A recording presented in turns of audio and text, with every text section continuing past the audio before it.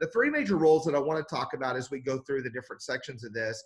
Number one is the processing of food. We're going to talk about how important the processing and digestion of food is.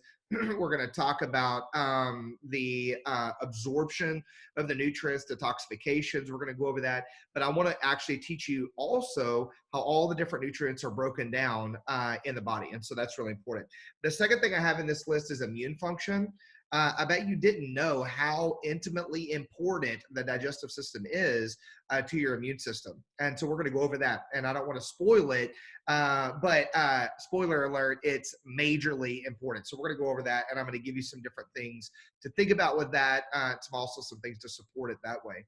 And the last one I have on here is mood or brain function, and how well you digest food, how well your digestive system is working, literally has a direct impact on how your brain works and how your mood works and how your attitude can work. And so I'll talk more about that when I get to that section, but just know that your brain and your gut are intimately linked.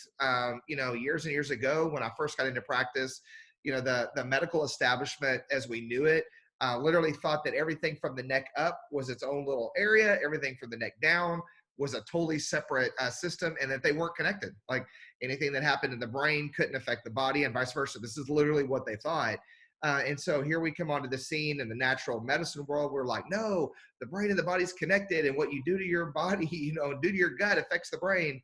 And they thought this was just ludicrous and was crazy talk.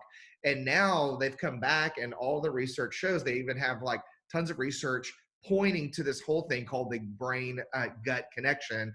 And they call the gut the second brain, which is amazing.